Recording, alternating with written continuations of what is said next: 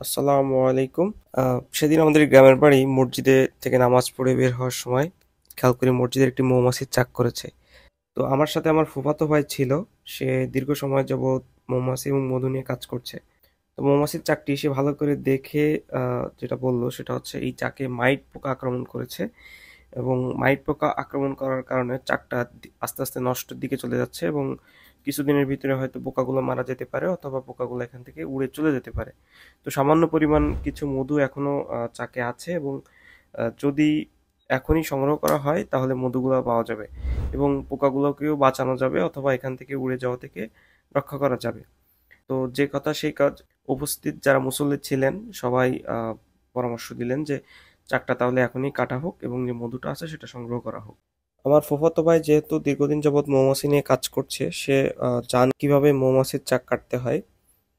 তো আমরা তখন সিদ্ধান্ত নেই এই মৌচাকটি এখনই কাটা হবে। কাটার জন্য প্রথমে যেটা প্রয়োজন হয় সেটা হচ্ছে ধোঁয়া দিতে হয়। ধোঁয়া দিলে তারা ওখান থেকে উড়ে যায় এবং তখন মৌচাকটা কাটা হয়। তো তার জন্য প্রথমে কিছু জিনিস প্রয়োজন, যেমন আমরা এখানে যেটাই ব্যবহার করেছি সেটা হচ্ছে আমাদের স্থানীয় ভাষায় যেটাকে বিচুলি বলে, এটা এটা খড়ও বলে অনেক জায়গায়। তো এই শুকনো খড় এবং সাথে কিছু শুকনো কলা পাতা এবং নারকেল গাছের পাতা, সুপারি গাছের পাতা, কাঁচা যে পাতাটা সেটা ব্যবহার করে আমরা এবং ইনস্ট্যান্ট ধোঁয়া বানানোর একটা ব্যবস্থা করি।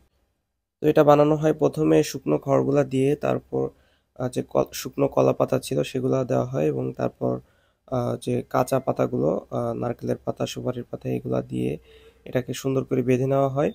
খুব শক্ত করে বাঁধা হয় না, কারণ এটা খুব শক্ত করে বাঁধলে জ্বলবে না এবং ধোঁয়া হবে না। সো এটাকে বাঁধা হয় খুব বেশি টাইট না, আবার একদম আহ, ঢিলা না, এভাবে বাঁধা হয়।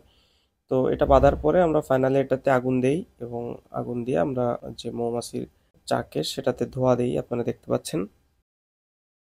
তো ফাইনালি চাকটা কেটে মধুগুলা সংগ্রহ করা হচ্ছে এবং এই মধুগুলা আসলে সম্পূর্ণ খাঁটি, একদম ভেজাল মুক্ত।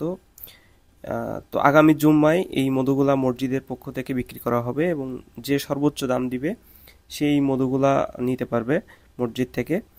এবং আমার ফুফাতো ভাই এই মধুগুলা কেটে দেওয়ার জন্য কোনো ধরনের চার্জ বা কোনো কিছুই নেয়নি। তারা দিতে চেয়েছিল কিন্তু তার বিনিময়ে সে কিছুই নেয়নি, সে পুরোটাই মসজিদে দান করে আসে। তো পিওর খাঁটি মধু বলতে আমরা যেটা বুঝি এই মধুটা হচ্ছে সেটা।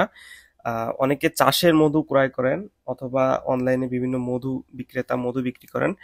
তারা মূলত যারা মধু চাষ করে তাদের কাছ থেকে মধু কালেক্ট করেন।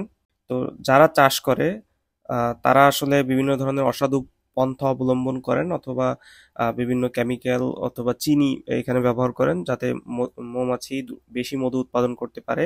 মৌমাছির যদি চিনি খেয়ে সেটা তার চাকে রাখে তাহলে কিন্তু আপনি সেটা ধরতে পারবেন না এবং যিনি মধুটা ক্রয় করতে যাচ্ছেন, মানে যে অনলাইন ব্যবসায়ী ওই মধুটা ক্রয় করতে যাচ্ছেন, তিনিও কিন্তু আসলে এই এই যে চালাকিটা এটা কিন্তু ধরতে পারবেন না। তো আমি আপনাদেরকে বলবো যারা একদম পিওর মধু এভাবে ক্রয় করতে চান তারা গ্রাম পর্যায় থেকে কোনো বিশ্বস্ত লোকের কাছ থেকে এভাবে নিতে পারেন।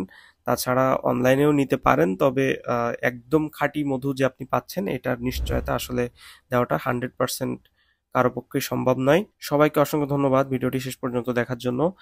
পাশে থাকবেন, সাথে থাকবেন। আসসালামু আলাইকুম।